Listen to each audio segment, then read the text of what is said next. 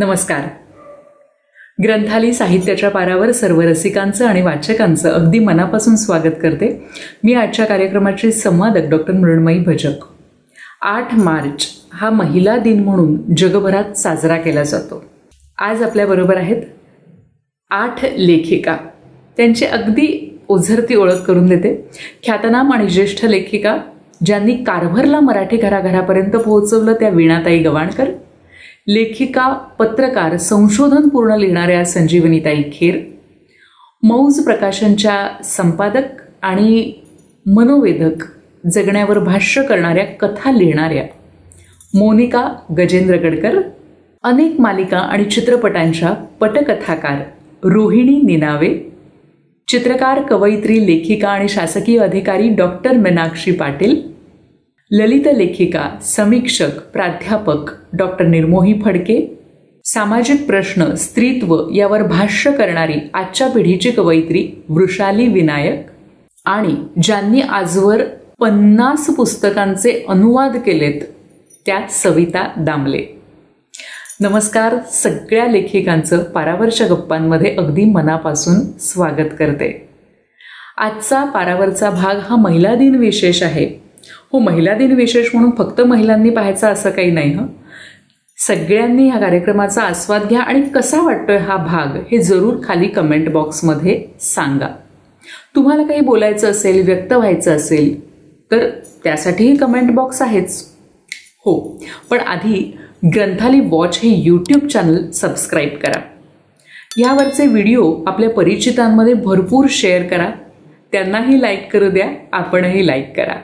महिलांचं साहित्य म्हटलं की आवर्जून आठवण येते एका पुस्तकाची. सिमोन द बोव्हार या लेखिकेने लिहिलेल्या द सेकंड सेक्स हे ते पुस्तक. 1949 साली लिहिलेलं हे पुस्तक आजही त्यातल्या बऱ्याचशा गोष्टी समाजाला लागू पडतात. अर्थातच ही अभिमानाची गोष्ट नाही आहे, पण हो, विचार करण्याची गोष्ट नक्कीच आहे. आणि आज ह्या कार्यक्रमातून लेखिकांचे विचार, लेखिकांच्या लेखनाची प्रक्रिया आपण जाणून घेणार आहोत. सगळ्यात आधी संजीवनीताई खेर. संजीवनीताईंची 25हून अधिक पुस्तकं प्रकाशित आहेत. पत्रकार, लेखिका, लघुपटकार म्हणून त्यांची ख्याती आहे. ग्लोकल लेखिका हा जगभरातील लेखिकांवर आधारित कार्यक्रम त्या सादर करतात ग्रंथाली वॉच या यूट्यूब चॅनलवर. हा कार्यक्रम जर आपण पाहिला नसेल तर ग्रंथाली वॉच या यूट्यूब चॅनलवर जा, तिथे आपल्याला सगळे या कार्यक्रमाचे भाग पाहायला मिळतील. तर संजीवनीताई, मला तुम्हाला असं विचारायचं आहे की जगभरातल्या लेखिकांचा तुम्ही अभ्यास केलेला आहे. स्त्रीने लिहिलेलं साहित्य आणि पुरुषाने लिहिलेलं साहित्य यामध्ये काही फरक जाणवतो का हो? निश्चितच जाणवतो. कारण तुम्ही जर बघितलं असेल की सगळीकडे, म्हणजे आज कोणाची तक्रार करायची म्हणून नाही म्हणते मी, पण सगळीकडे आपल्याला हिज स्टोरीज वाचायला मिळते. History is what it is, his story. त्याची कथा येते, ती कुठे येते? ती कुठेच दिसत नाही आहे. कारण ती काय करत नाही का याचा अर्थ आहे. दिसत नाही याचा अर्थ नाही करत आहे असाही होत नाही, पण ती दिसत नाही आहे याचं कारण तिची नोंदच घेतली गेली नाही. इतिहासामध्ये स्त्रियांच्या कर्तृत्वाची, त्यांच्या सुखदुःखाची नोंदच घेतली नाही. याचा अर्थ पुरुष लेखक जे आहेत ते त्यांची दुःख मांडत नाहीत का? नक्कीच मांडतात, पण तिच्या अंतरंगात काय खुपतंय हे मात्र त्यांना फारसं सापडतंय असं मला वाटलं नाही सगळं वाचताना. विदेशातल्या ज्या स्त्रिया आहेत, जसे नदीम गॉर्डिमियर आहे किंवा आणखीनही इतर आहे, स्वेटलाना आहे, अशा अनेक लेखिकांचा जेव्हा मी आढावा घेते तेव्हा लक्षात येतं की त्या फक्त घरातली सुखदुःख मांडतात असं नाही आहे, तर त्या एक वर्ल्ड व्ह्यू घेतात. राजकीय, सामाजिक या सगळ्यांचा आढावा घेऊन लिहित असतात. आपल्याकडे लिहित नाहीत का? बहुतांश लिहित नाहीत. फक्त महाश्वेता देवी जर घेतल्या किंवा सलमा घेतली, म्हणजे अशा अनेक वेगवेगळ्या ज्या स्त्रिया, आपण वेगवेगळ्या भाषेतल्या स्त्रियांचं लेखन जेव्हा आपण घेतो तेव्हा लक्षात येतं की आपल्याकडे संस्कृतीने आणि घराने स्त्रीला इतकं बांधून ठेवलंय की तिच्या लेखनामध्ये त्याचाच प्रतिबिंब जास्त दिसतं. म्हणजे त्यांचं लिखाण कमी प्रतीचं आहे का? तर अजिबात नाही. महाश्वेता देवी तुम्ही वाचलेत, नवनीता सेन वाचलेत किंवा आपल्याकडल्या विभावरी शिरूरकर वाचल्यात, दुर्गाबाई वाचल्यात, तर तुम्हाला एक मोठा कॅनव्हास बायका घेतात आहेत हे दिसतं. स्त्रियांचा लेखनाचा कॅनव्हास मोठा आहे. याची प्रचिती आपल्याला अनेक पुस्तकांमधून येत असते. पण तरीही महिला दिनानिमित्त आज आपण महिलांचा, लेखिकांचा वेगळा कार्यक्रम करतोय. मग कुठे प्रश्न कुठे आहे? मग स्त्रियाही करतात तर मग आम्ही महिला दिनाचं काय एवढं कौतुक करतो? याचा अर्थ एवढाच होतो की या स्त्रियांच्या लिखाणाची दखल आंतरराष्ट्रीय पातळीवर देखील कमी होते आणि आपल्याकडे ज्ञानपीठ घेताना देखील होते. तुम्ही काढून बघा आकडे, इतक्या वर्षांच्या याच्यामध्ये किती स्त्रियांना मिळाले? 7-8 स्त्रिया असतील की ज्यांना ज्ञानपीठ मिळाले.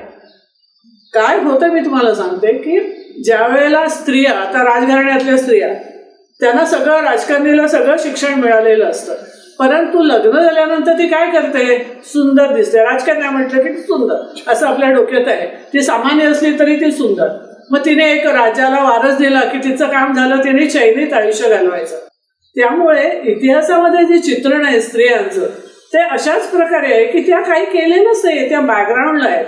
पण तुम्हाला खोटं वाटेल, जेव्हा मी ह्याचा अभ्यास सुरू केला, स्वेतलानाचं वाचलं, तेव्हा लाखो लढलेल्या स्त्रियांचा उल्लेखच नाहीये. जेव्हा मुस्लिम लिहितात तेव्हा आपल्याला कळतच नाही की त्या समाजामध्ये प्रोग्रेसिव्ह वातावरणामधल्या स्त्रिया किती अचीव्ह करू शकतात, किती दुसऱ्यांनाही मदत करू शकतात. नाहीतर आम्हाला कळतच नाही. तुम्हाला एक सांगा मारता की एक हल्ली ब्रँड खूप पॉप्युलर आहे, तो म्हणजे अमेझॉन. अमेझॉन म्हटलं की आपल्या डोळ्यासमोर काय येतं? एक अतिशय प्रसिद्ध असा ब्रँड. पण त्या ब्रँडचं जे नाव आहे अमेझॉन, ते ग्रीक मधल्या जुन्या काळातल्या लढवय्या स्त्रियांचं एक सैन्य असायचं. त्या सैन्याला नाव होतं अमेझॉन. आता या लोकांनी कुठल्या पद्धतीने घेतले ते मला माहिती नाही. त्यामुळे नेहमी असं वाटतं की स्त्रियांचं जे काही लेखन आहे ते मागे ठेवलं जातं, त्यांच्याकडे फारसं लक्ष दिलं जात नाही. तेव्हा स्त्रिया फक्त घरगुती दुःख मांडतात, तेही मांडतात कारण तो त्यांचा अनुभव आहे. तर अशा पूर्णादेवी ज्या घरातून कधी बाहेरच जात नव्हत्या, परंतु त्या विशिष्ट अवतारामध्ये अख्खं विश्व त्याने उभं केलं होतं. त्यामुळे मला असं वाटतं की स्त्रियांच्या बाबतीत असं म्हटलं जातं की त्या काय कुचकडांच्या एकमेकांच्या विरुद्ध बोलतात, अमुक करतात, तमुक करतात. पुरुष हे सगळं करत असतात, असं नाही की नाही करत. परंतु आज अशी स्थिती आहे की हा भगिनी भाव जो आहे स्त्रियांमधला, एकमेकीला हात देऊन वरती काढायचा, तो वाढतोय. आणि मला असं वाटतं की महिला दिनाचं हेच औचित्य आहे. भगिनी भाव जपणं आणि तो जोडणं हेच महिला दिनाचं उद्दिष्ट. हीच स्टोरी ही तर आहेच, पण हर स्टोरीशिवाय ती परिपूर्ण होणार नाही. आज आपल्याबरोबर आहे हर स्टोरी तिच्या कवितांमधून मांडणारी आजच्या काळातली एक आघाडीची कवयित्री वृषाली विनायक. सहाय्यक प्राध्यापक म्हणून सध्या ती कार्यरत आहे आणि भाषिक कौशल्यांवर आधारित बोरूची शाळा हा अभ्यासक्रम तयार केलेला आहे. हर स्टोरी सांगताना एका कवितेमध्ये ती म्हणते, कवितेचं शीर्षक आहे निवड. 2 पुरुषांच्या निवडीत बाई अडकते कधीतरी. 2 पुरुषांच्या निवडीत बाई अडकते कधीतरी, तेव्हा व्यभिचार वगैरे शिवतही नाही तिच्या पारदर्शी जगण्याला. आळीपाळीने दोघांशीही ती करते संसार मनातल्या मनात. कसलीच तारांबळ होत नाही. पांगळ्या स्वप्नांच्या शर्यतीत ती हिंडते दोघांसोबत. मोर्चा, संमेलन, दवाखाना, फुटपाथ. चारित्र्याचा सनातन इतिहास रिमूव्ह करत मोकळी करते स्पेस स्वतःच्या श्वासांसाठी. बाई शोधते स्वतःला. बाई शोधते स्वतःला दोघांच्या मैफिलीत एकाच वेळी. पण सांडत नाही एकही अश्रू आतल्या घालमेलीचा. हरेक क्षण बाई जगून घेते ओबडधोबड आतल्या आत. हरेक क्षण बाई जगून घेते ओबडधोबड आतल्या आत. कारण वास्तवात ती जाणून असते दोन्ही किनाऱ्यांचा कोरडेपणा. ती जाणून असते दोन्ही किनाऱ्यांचा कोरडेपणा. हे आहे आजच्या स्त्रीचं म्हणणं.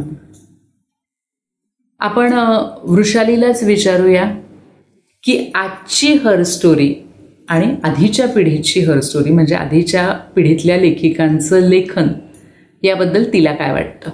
वृषाली विनायक. साहित्याचं त्या त्या काळाशी एक घनिष्ठ नातं असतं. स्त्रियांची अभिव्यक्ती आणि काळ याचं सुद्धा तितकंच घट्ट नातं असल्याचं आपल्याला सांगता येतं. 19व्या शतकात शिक्षणाची वाट गवसल्यानंतर स्त्रियांच्या अस्तित्वाला एक वेगळी झळाळी आली आणि त्या बोलू लागल्या. अर्थात तेव्हाचं जे लेखन होतं ते थोडं बहुत पुरुषी व्यवस्थेला धरून असणारं किंवा निश्चितपणे त्याच्या प्रभावात आलेलं होतं, हे नाकारता येत नाही, ते स्वाभाविकही आहे. पुढे मात्र ती तिच्या अनुभवांना स्वतःच्या भाषेत मांडू लागली. विभावरी शिरूरकरांचं कळ्यांचे निश्वास हे पुस्तक जर लक्षात घेतलं तर आपल्याला स्त्री प्रश्नांना किती वेगळ्या पद्धतीने या पुस्तकामध्ये मांडलेलं आहे हे आपल्याला लक्षात घेता येतं. स्त्रीमुक्तीचा विचार म्हणजे कुटुंबापासून, समाजापासून स्वतःला तोडून घ्यायचं, एकटं व्हायचं, येता जाता पुरुषसत्ताक व्यवस्थेवर ओरखडे ओढायचे, तर असं नाही. स्त्री जाणीवेचे विविध कंगोरे तपासत त्याला सृजनाची जोड देत समतेच्या वाटेवर चालू बघणं ही खरं तर एक वेगळ्या प्रवासाची सुरुवात आपल्याला दिसते. आणि ती अगदी गौरी देशपांडे, सानिया, मेघना पेठे, मल्लिका अमर शेख किंवा नीरजा, प्रज्ञादया पवार या सगळ्याच कवयित्री लेखिकांनी ती स्वीकारलेली आपल्याला दिसते. जागतिकीकरणाच्या रेट्यामध्ये रोज नवनवे बदल घडताना आपल्याला दिसतात. टेक्नॉलॉजीचा तर प्रचंड भडीमार आपल्या भोवती आहे. या सगळ्यामध्ये भोवतालचं जग टिपत असताना त्यात होणारे बदल ते तपासत सगळ्यात महत्त्वाची गोष्ट म्हणजे सामाजिक सांस्कृतिक पर्यावरण आणि त्या पर्यावरणाशी जोडलेली इथली मूल्यव्यवस्था, या सगळ्याचा अत्यंत बारकाईने विचार हा आजच्या लेखन करणाऱ्या कवयित्री किंवा लेखिका यांच्या साहित्यामध्ये आपल्याला आलेला दिसतो. भोवतालच्या जगासोबत स्वतःच्या जगण्याचा लेखाजोखा सुद्धा आजची कवयित्री तिच्या कवितांमध्ये मांडताना दिसते. फार स्पष्टपणे आणि प्रांजळपणे ती सगळ्या अनुभवांना मुखरित करत असते. आज लिव्ह इन रिलेशनशिप असेल किंवा समलिंगी जोडीदारासोबतचा प्रवास असेल किंवा मल्टिपल रिलेशनशिप असेल, टेक्नॉलॉजीचा सगळा बरावाईट परिणाम असेल, अशा अनेक आशय विषयांना आजच्या लेखिका हाताळताना दिसत आहेत. यात आणखी एक महत्त्वाचा मुद्दा नमूद करावा असा वाटतो, तो म्हणजे हे सगळे अनुभव स्पष्टपणे प्रांजळपणाने मांडत असताना या लिहित्या लेखिकेचा स्वर हा किंचित आक्रमक झालेला दिसतो. तिच्या लेखणीला एक वेगळीच सन्मानाची धार आल्याची आपल्याला दिसते. याच संस्कृतीमध्ये राहत असताना इथल्याच कथामिथा, इथल्याच गोष्टींची आजची लेखिका ही पुनर्मांडणी करताना आपल्याला दिसते. प्रसंगी त्या कथामिथांची मोडतोड सुद्धा करताना दिसते. आणि हे सगळं करत असताना तिचं म्हणून जे अस्तित्व आहे, बाईपण नाकारून, बाईपण बाजूला सारून आता माणूसपणाच्या वाटेवर प्रवास करण्याचा तिचा जो एक वेगळा विचार आहे, तो आजच्या साहित्यामध्ये या सगळ्या लेखिका कवयित्रींच्या लेखनामधून स्पष्ट झालेला आपल्याला दिसतो. वा, म्हणजे माणूसपणाकडचा हा प्रवास आहे. खरं तर किती बेसिक गोष्ट आहे ना ही. म्हणजे आयडियली हे असंच असायला हवं होतं. स्त्री आहे, पुरुष आहे, पण माणूस आहोत ना आपण. पण ह्या बेसिक गोष्टीसाठीही आपण 21व्या शतकात अजूनही प्रवासच करतोय. हा प्रवास आहे माणूसपणाकडे आणि माणसातल्या त्या सर्जनशीलतेकडेही. आज आपल्याबरोबर आहे अशीच एक सर्जनशील लेखिका, कवयित्री आणि चित्रकार डॉक्टर मीनाक्षी पाटील. मीनाक्षी मॅडम सध्या महाराष्ट्र राज्य साहित्य आणि संस्कृती मंडळाच्या सचिव म्हणून कार्यरत आहेत. मुंबई विद्यापीठात सर्वप्रथम आल्याबद्दल 5 सुवर्ण पदकांच्या त्या मानकरी होत्या. काव्यसंग्रह, अनुवाद, संपादन, संशोधनपर साहित्य असं विपुल साहित्य त्यांनी लिहिलेलं आहे. विविध प्रकारचं साहित्य त्यांचं प्रकाशित आहे. देशविदेशात त्यांच्या चित्रांचीही प्रदर्शनं भरत असतात. मीनाक्षीताई, लेखन आणि चित्रकला ह्या दोन्ही कला तुम्ही अगदी निगुतीने सांभाळलेल्या आहेत. तुमच्याच ह्या दोन्ही कला कधी बोलतात का हो एकमेकींशी? मला असं वाटतं केवळ या 2 कलांपुरतंच नव्हे तर एकूणच सर्व ज्या कला आहेत त्या सर्व कलांमध्ये एक आंतरिक संवाद कायम असतो. आणि माझ्यापुरतं जर आपण बोलायचं ठरवलं तो विचारलेल्या प्रश्नाच्या अनुषंगाने, तर माझ्यापुरतं मी असं म्हणेन की मी ज्यावेळी चित्र काढते त्यावेळी माझ्यातला लेखक जागा असतो आणि ज्यावेळी मी लेखन करते त्यावेळी माझ्यातला चित्रकार जागा असतो. ते दोन्ही तिथे डोकावून बघत असतात. त्यामुळे माझ्या चित्रामध्ये काही वेळा जी कथनशैली येते किंवा लेखनामध्ये म्हणजे कविता लिहित असू दे, कथा लिहित असू दे, ते कथालेखन करताना जी चित्रमय शैली येते की कवितेतून काही व्हिज्युअल्स आपल्याला दिसतात, तर हे त्या दोन्ही कलांचा असलेला आंतरसंवाद त्यामुळे ते घडतं.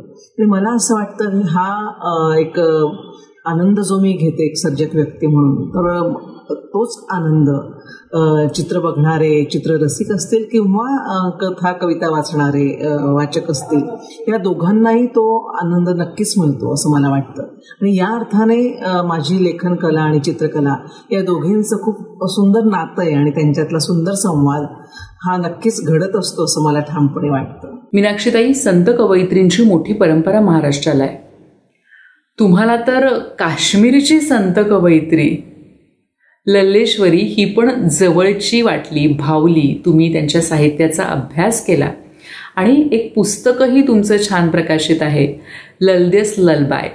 पुस्तकाचं शीर्षकही किती अनोखं आहे, त्याबद्दल. आपल्या सगळ्या संत कवयित्री ज्या आहेत त्यांच्या कविता किंवा अभंग त्यांनी ज्या काही फॉर्ममधून ज्या आकृतिबंधातून लेखन केलं त्यातनं एक सतत आत्मशोध व्यक्त झालेला दिसतो. आणि लल्लेश्वरीचे वाक ज्यावेळी मी वाचायला घेतले त्यावेळी मला जाणवलं की प्रचंड आत्मशोधाची कविता आहे आणि जो संघर्ष आहे तो इतका जे शब्दातीत असं आहे ते सगळं.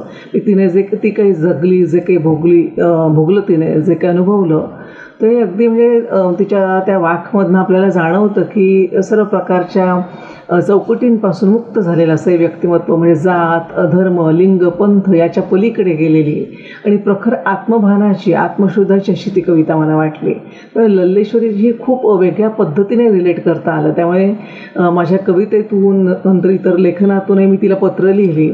तर लल्लेश्वरी मला प्रचंड तिच्या वाक तिने जे लिहिले त्याने वेड लावले, लल्लेश्वरीच्या कवितेने वेड लावले, ते व्यक्तिमत्वाने वेड लावलेलं आहे. तर मला असं वाटतं की आपण आपल्या संत कवयित्रींचा अभ्यास केला म्हणजे महाराष्ट्रातल्या संत कवयित्रीच नव्हे तर भारतीय संत कवयित्रींचाही जर अभ्यास केला तर आपल्याला एक जाणवतं की अगदी अनादी अनंत काळापासून स्त्रियांचा जो संघर्ष आहे समाजाशी आणि स्वतःशी, आणि ही जी निरंतर अशी आत्मशोधाची प्रक्रिया आहे ती त्यांच्या लेखनातून व्यक्त झालेली आहे. त्यामुळे आपण संत कवयित्री पण अभ्यासल्या पाहिजेत आणि वेगळ्या संदर्भातून म्हणजे आजच्या काळातही त्या आपल्याला किती सुंदर पद्धतीने रिलेट करता येते त्यांची कविता, हे वैशिष्ट्यपूर्ण आहे. त्यामुळे मी या निमित्ताने मला म्हणावंसं वाटतं की आपण लल्लेश्वरी पण अभ्यासली पाहिजे किंवा एकूणच सर्व संत कवयित्रींचा अभ्यास केला पाहिजे. आपल्याला एक वेगळं काहीतरी उलगडत जाईल त्यातनं. नक्कीच काहीतरी वेगळं आपल्याला उलगडत जातं जेव्हा आपण एखादं चांगलं पुस्तक वाचतो. असंच एक पुस्तक जे अनेक वर्षांपासून, मी तर म्हणेन अनेक दशकांपासून लहानांना मोठ्यांना सगळ्यांनाच प्रभावित करतंय, प्रेरित करतंय, ते पुस्तक म्हणजे एक होता कारवर. कारवर नंतरही वीणा गवाणकर यांनी साधारण 15 पुस्तकं, उत्तमोत्तम पुस्तकं वाचकांना दिलेली आहेत. म्हणजे इस्रायलच्या पंतप्रधान गोल्डा, डॉक्टर खानखोजे अशी देश विदेशातली व्यक्तिचित्र त्यांनी मराठी वाचकांना दिली आहेत. वीणाताई, तुमच्या लेखनाची प्रक्रिया जाणून घ्यायला आवडेल आणि आज आपण ज्या पद्धतीचं लेखन पाहताय किंवा ज्या पद्धतीने लेखक लिहित आहेत, नवीन लेखक, तर त्याबद्दल तुम्हाला काय वाटतं आणि तुम्ही त्यांना काय सांगाल?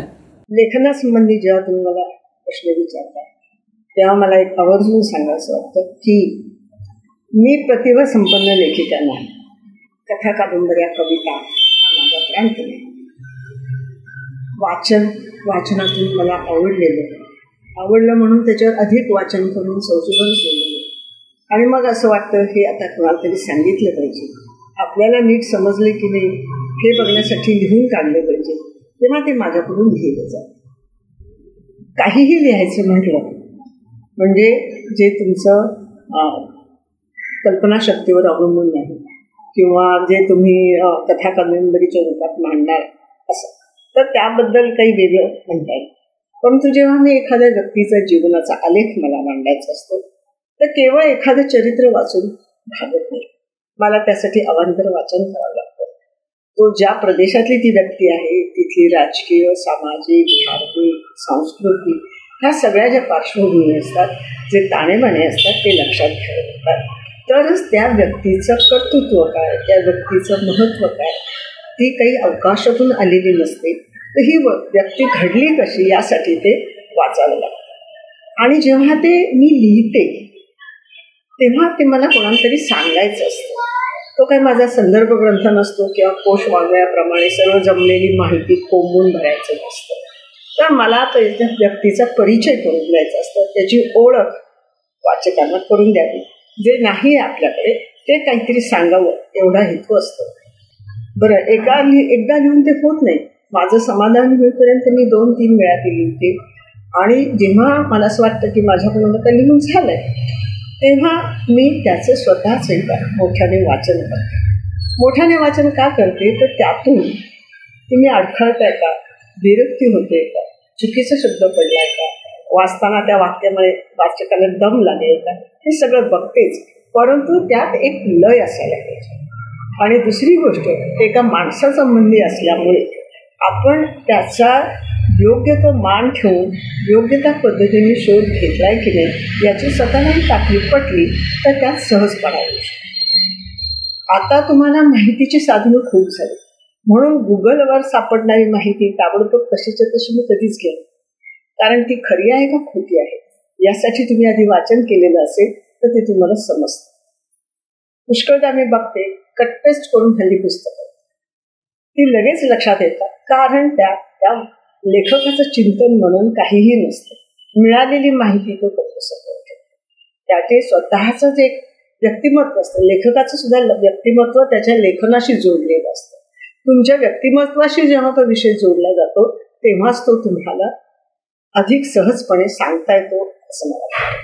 मी काही प्रोफेशनल रायटर नाही, मी काही कोणाचे सांगितलं म्हणून लिहित नाही. मला वाटतं म्हणून जर मी लिहित असेल तर मी माझ्या ह्या गोष्टी सांभाळते की मला जे सांगावंसं वाटतं त्याची माझी आधी खात्री करून घेते आणि ते सादरीकरण होताना त्या सत्यतेचाच अंश जास्त राहील याची काळजी करते.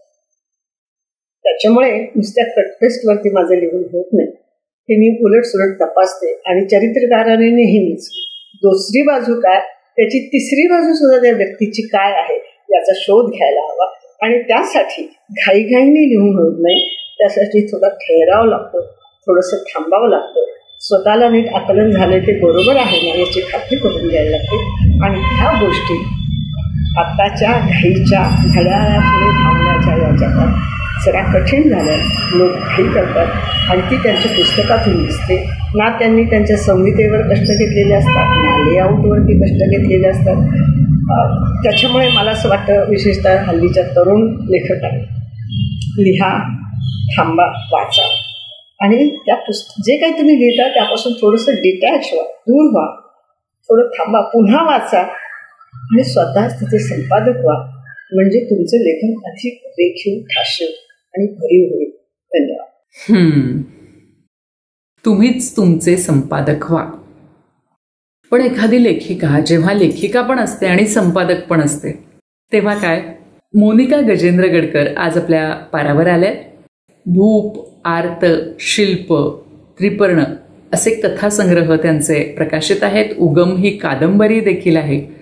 आज मोनिकाताईंना मला संपादनाविषयी नाही तर कथेविषयी प्रश्न विचारायचे. म्हणजे कथेचं बीज मनात येतं तेव्हापासून ते पूर्ण कथा लिहून होते तेव्हापर्यंत.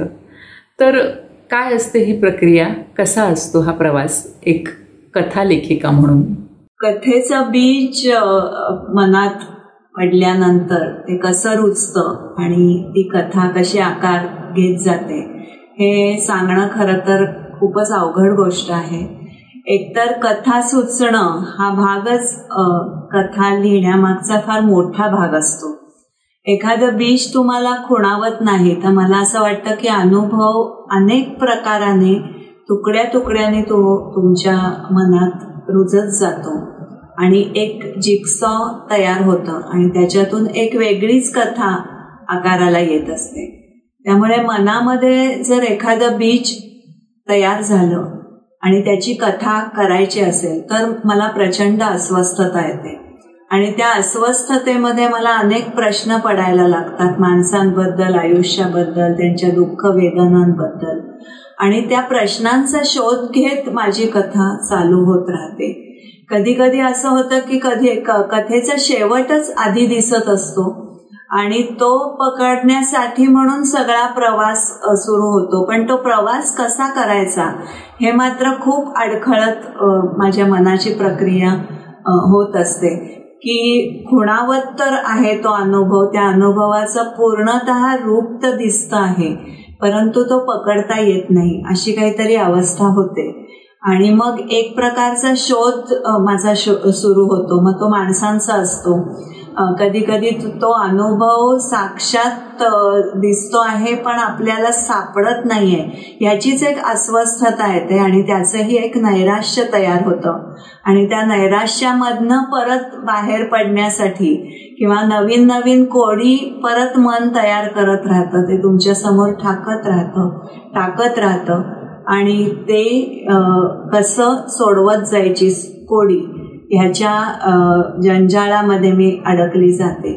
पण एकूणच कथा बीज ते प्रत्यक्ष कथा हा प्रवास अतिशय थकवणारा असतो, दमवणारा असतो आणि त्याच्यातून तुम्ही खूप समृद्ध होत असता हे मात्र नक्कीच.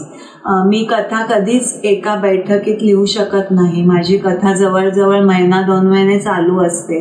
ती एकदा आकार घेतल्यानंतर परत त्याला आकार देणं चालू होतं. त्या आकारातनं अनेक आकार तयार होत जातात. पुन्हा अनुभवाचं एक वेगळंच रूप कुठल्या तरी बाजूने खुणावत राहतं आणि जो प्रत्यक्ष अनुभव जो मला कथेसाठी आवश्यक वाटलेला असतो किंवा दिसलेला असतो त्या अनुभवाचं एक वेगळंच असं रूप आपल्या हाती येतं, याचा एक प्रचंड आनंद मिळत राहतो आणि त्या दिशेने माझी कथा प्रवास करत राहते. बाप रे, म्हणजे जी कथा आपल्याला गुंतवून ठेवते, गुंगवून ठेवते, वाचकांचं मनोरंजन करते, ती काही वेळा लेखकासाठी किंवा लेखिकेसाठी अक्षरशः अशी मन ढवळून टाकणारी असते, नाही का? आता हे झालं कथेबद्दल. अनेक अशा कथा आहेत की ज्याच्यावर नंतर चित्रपट झालेत, काहींवर मालिका देखील झालेल्या आहेत. उदाहरणार्थ अवंतिका ही मालिका जी एका कथेवर होती, 15 पानांची खरं तर ती कथा होती, त्याच्यावर केवढी दीर्घ मालिका झालेली आहे. मालिकांसाठी आणि चित्रपटांसाठी लिहिणं ही देखील एक वेगळी कला आहे. मालिका चित्रपट पाहताना पटकथा या शीर्षकाखाली एक नाव आपण गेली कित्येक वर्ष वाचत आलो आहे आणि ते नाव म्हणजे रोहिणी निनावे. त्यांनी कोणत्या कोणत्या मालिका लिहिलेल्या आहेत हे तर त्यांच्या बोलण्यातून सांगतीलच. त्याशिवाय मला असं सांगायचं की 7वा ऋतू हा कविता संग्रह त्यांचा नुकताच प्रकाशित झालेला आहे. त्याबद्दल तुमचं अभिनंदन रोहिणीताई आणि तुमच्या लेखन प्रवासाबद्दल. माझी पहिली मालिका होती दामिनी, जी पहिली दैनंदिन मालिका होती. माझे वडील वसंत निनावे लेखक होते, त्याच्यामुळे त्यांच्याकडूनच माझ्याकडे ही प्रतिभा आली असावी असं मला वाटतं. त्याचबरोबर मी मराठीतून आणि हिंदीतून MA केलं असल्यामुळे माझं वाचन खूप चांगलं होतं आणि त्याच्यामुळे साहित्याची जाण होती आणि मला कुठेतरी एवढं माहीत होतं की लोकांना आपल्या आयुष्याचं प्रतिबिंब बघायला आवडतं मालिकांमध्ये. तर ते डोक्यात ठेवून मी दामिनी ही मालिका लिहिली.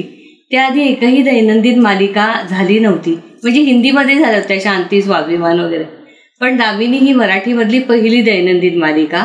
त्याचं तंत्र वगैरे मला माहीत नव्हतं कारण मी हिंदीतल्या मालिका बघितल्या नव्हत्या, शांती स्वाभिमान वगैरे, कारण मी नोकरी पण करत होते मंत्रालयाच्या माहिती आणि जनसंपर्क खात्यामध्ये. पण मी माझंच तंत्र असं डेव्हलप केलं. गौतम अधिकारी जे प्रोड्युसर होते त्यांनी थोडी मला मदत केली आणि मी लिहित गेले आणि लिहिता लिहिता मला ते सुचत गेलं आणि बरोबर मी जो विचार केला होता की लोकांना आपल्या आयुष्याचं प्रतिबिंब बघायला आवडतं, तर ते खरं झालं आणि ती सगळी पात्र लोकांच्या जवळची झाली. त्याच्यानंतर मी अवंतिका ही मालिका माझ्याकडे आले स्मिता तळवलकर सारख्या प्रोड्युसर बरोबर काम करायची माझी खूप इच्छा होती आणि ती अक्षरशः पूर्ण झाली. आणि इतकं छान माझं स्मिताताईंचं आणि इतकं छान आमचं ट्युनिंग झालं की आमच्यात कधी वाद व्हायचे नाही की काय लिहायचे काय नाही. त्यांनी मला फ्री हँड दिला होता लिहायला की रोहिणी तुझ्या मनात जे येतं ते लिही. आणि तुम्हाला गंमत सांगते की त्याच्यात 10 ट्रॅक होते, 10 वेगवेगळे ट्रॅक होते जे फारच क्वचित दिसतात. आणि त्या सगळ्यांचा एकच केंद्रबिंदू होता, तो म्हणजे लग्न. आता याच अनुषंगाने तुम्हाला सांगते की लोकांना कथा, पटकथा आणि संवाद यातला फरक कळत नाही. लोक असं म्हणून टाकतात की त्या कथा लिहिणाऱ्या, त्या संवाद लिहिणाऱ्या, खरं तर ती पटकथा म्हणायचं असतं त्यांना बरेचदा. तर कथा म्हणजे गोष्ट, कसली गोष्ट तर अवंतिकाची स्नेहलता दसनोदकर यांनी लिहिलेली मूळ जी गोष्ट होती ती 15 पानांची होती.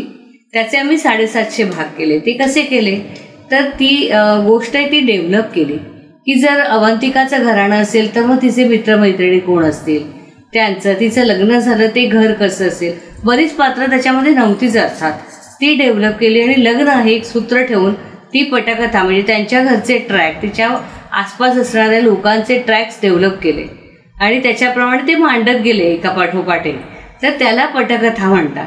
आणि आधी कथा होते, मग त्याच्यावर पटकथा लिहिली जाते. म्हणजे ह्या सीन नंतर तो सीन, त्या सीन नंतर तो सीन असा लिहिला जातो.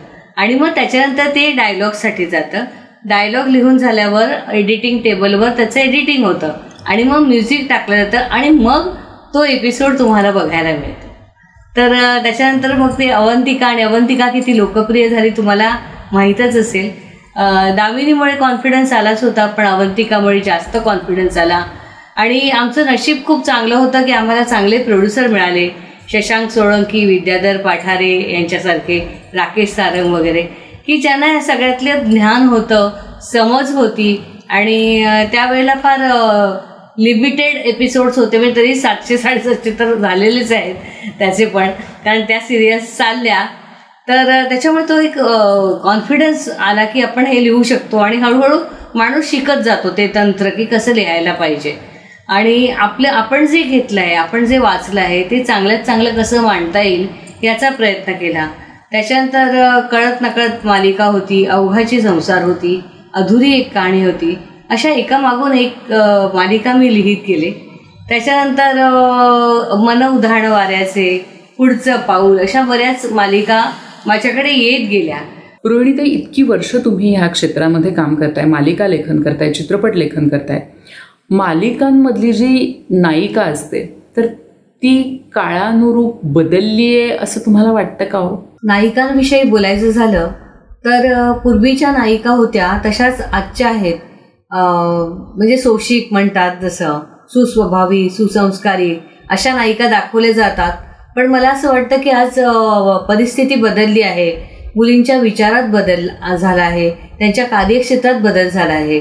तर आजच्या नायिका दाखवताना तो बदल व्हायची गरज आहे, दाखवायची गरज आहे. मॉडर्न तऱ्हेचे कपडे घालणाऱ्या, म्हणजे आज जी पद्धत बदलली आहे, जे विचार आहेत, वेगवेगळ्या क्षेत्रात काम करणाऱ्या स्त्रिया आहेत, फक्त घरी बसणाऱ्या मुली नाही आहेत. कोणी पत्रकार आहे, कोणी वकील आहे, कोणी पायलट आहे, कोणी सैन्यात आहे.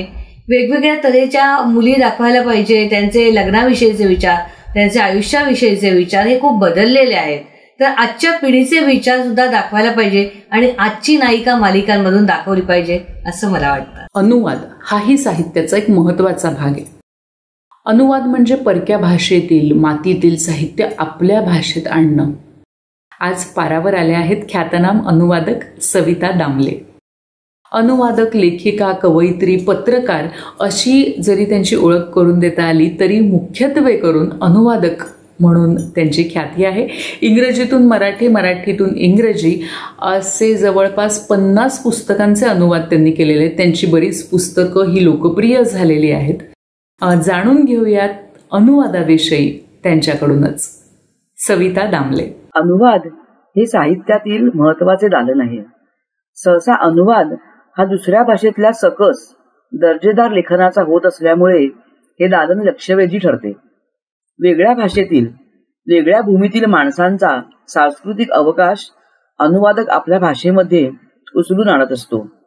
ते करताना त्याला मूळ लेखनाची चौकट मिळालेली असते आणि त्या चौकटीत तो आपल्या भाषेचे रंग अत्यंत कौशल्याने भरतो आणि त्यातून तयार होते एक सुंदर चित्र, जे ते त्या भाषेतील साहित्यात मोलाची भर टाकणारे ठरू शकते. प्रत्येक भाषेची एक धाटणी असते. इंग्रजीतून मराठीमध्ये अनुवाद करताना बरेचदा भाषेची कृत्रिमता लेखनात घुसते आणि मग जेवताना दाताखाली खडा आल्यासारखे वाटते. अनुवाद वाचताना आपण मूळ पुस्तकच वाचत आहोत असं सर्वसामान्य वाचकांना वाटेल, तेवढं ते त्या अनुवादाचं यश म्हणता येईल.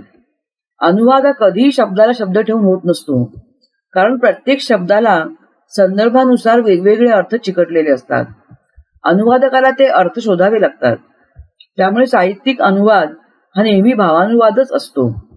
अर्थात मूळ लेखनातील आशयाला धक्का लावण्याचे स्वातंत्र्य त्याला कधीही नसते, हेही लक्षात घ्यायला पाहिजे. ह्याचे एक उदाहरण सांगायचं तर अंबई यांच्या तामिळ कथांचा मी मराठीमध्ये अनुवाद केला होता. त्याचं असं झालं की एका कथेचं इंग्रजीमध्ये शीर्षक होतं गिफ्ट्स. आता सरळसोट मराठीमध्ये त्या शब्दाचा अर्थ होतो भेटी किंवा भेटवस्तू. मी ती कथा वाचली. त्यामध्ये असं आहे की स्त्री जीवनाचा अभ्यास करणारी एक शहरी स्त्री तामिळनाडू मधील खेड्यात अभ्यास करायला जाते. तिथल्या स्त्रियांशी मनमोकळ्या गप्पा मारते. त्यांनाही तिच्याबद्दल खूप कुतूहल आणि आपलेपणा वाटतो. काही दिवसांनी काम संपल्यावर ती परत निघते, तेव्हा त्यातील बऱ्याच बायका तिला निरोप द्यायला येतात. कुणी तिच्याकरता डोसा आणून देतं, तर कुणी केळीच्या पानामध्ये हलवा बांधून आणून देतं. त्यांचं प्रेम पाहून त्या स्त्रीला वाटतं की मी या स्त्रियांसाठी काय एवढं केलं, आम्ही फक्त एकमेकींजवळ आमची मनं मोकळी केली. परंतु स्त्रिया आपल्या मनातील भावना केवळ शब्दांनीच नव्हे तर कृतीनं व्यक्त करतात आणि तेच त्या साध्या भोळ्या स्त्रिया करत होत्या. कथा पूर्ण वाचल्यावरती माझ्या लक्षामध्ये आलं की या कथेला भेटवस्तू हे शीर्षक योग्यच नाहीये, कारण त्या स्त्रियांनी पाहुणीला भेटवस्तू नव्हे तर प्रवासाकरता शिदोरी आणून दिली होती. त्यामागे त्यांचं प्रेम होतं. त्या शिदोरीचं मोल पैशामध्ये होणार नव्हतं. म्हणून मग मी त्या कथेला तात्पुरतं भेटवस्तू शीर्षक दिलं होतं, ते खोडलं आणि तिथे लिहिलं शिदोरी. अंबईनाही तामिळमध्ये तोच अर्थ अभिप्रेत होता, परंतु आपल्या काही भारतीय संकल्पना इंग्रजीमधून व्यक्त करताना थोडा गोंधळ होतो, तसं काहीसं त्या इंग्रजी अनुवादकाचं झालं असावं.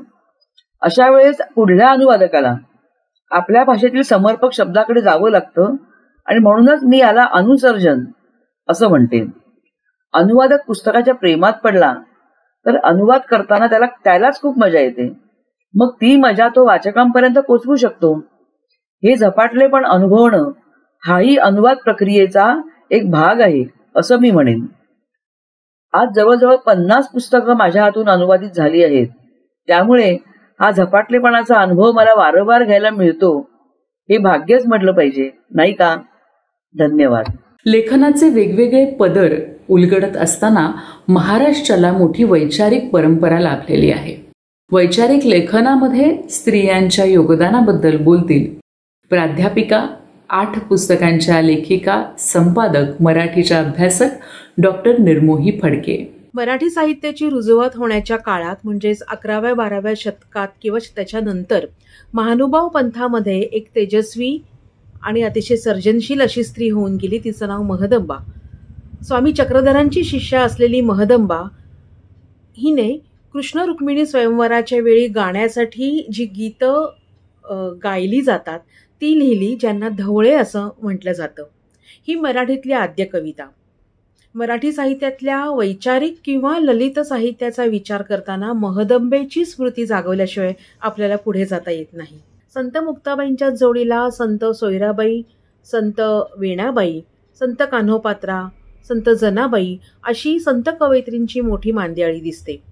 त्यांच्या अभंगांची जातकुळी ही भावकवितेची असली तरी त्याला त्यांच्या जीवनानुभवातून आलेल्या जीवनदर्शनाची, तात्विक विचारांची एक ठोस बैठक दिसते.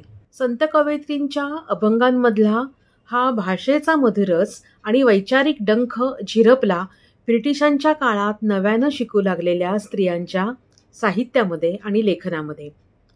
महाराष्ट्रामध्ये स्त्री शिक्षणाची मुहूर्तमेढ रोवली गेल्यामुळे भारतातल्या इतर प्रदेशांच्या तुलनेनं महाराष्ट्रातल्या स्त्रियांचं शिक्षण हे लवकर सुरू झालं आणि त्यांची वैचारिक मंथनं आणि त्याबद्दल त्यांची मांडणी ही इतर प्रदेशातल्या स्त्रियांच्या लेखनाच्या तुलनेत अधिकाधिक होऊ लागली. त्यांचं विचार संक्रमण हे लवकर सुरू झालं.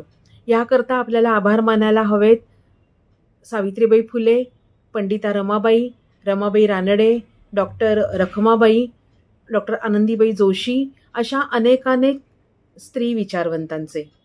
आधुनिक कालखंडातल्या एका अर्थी ताराबाई शिंदे ह्या पहिल्या वैचारिक निबंधकार ठरतात. वैचारिक लेखनाची परंपरा 20व्या शतकात चालू ठेवली ज्येष्ठ विचारवंत लेखिका इरावतीबाई कर्वे, दुर्गाबाई भागवत या सर्वांनी. सामाजिक कार्य करणाऱ्या कमलाबाई होसपेट, अनुताई वाघ ह्यांनीही ह्या वैचारिक सामाजिक लेखनामध्ये आपलं मोठं योगदान दिलं. स्त्रीवाद या विषयाला धरून केलेल्या ललित लेखनाव्यतिरिक्त इतरही अनेक विषयांबाबत, समाजातल्या अनेक प्रश्नांबाबत महाराष्ट्रातल्या लेखिकांनी आपलं वैचारिक मंथन पुस्तकातून, ग्रंथांमधून समाजासमोर आणलेलं आहे. साहित्यातल्या वैचारिक परिप्रेक्ष्याबाबत सुद्धा आपल्याला अनेकींची नावं या मांदियाळीत घेता येतील. सरोजिनी बाबर आहेत, सरोजिनी वैद्य, प्रभा गणोरकर, अरुणाताई ढेरे, पुष्पा भावे, तारा भवाळकर, अश्विनी धोगणे, मंगला वरखेडे, सुधा जोशी अशी ही खूप मोठी यादी आहे. लेखा ग परीस लेख कशी याने उणी, गुणाची ग लेकीबाई हिरा नवे हिरकणी. अशा हजारो हिरकण्या भूतकाळात होऊन गेल्या, वर्तमान काळातही त्या आहेत, तुमच्या माझ्यातही त्या आहेत आणि भविष्य काळातही नक्कीच होतील.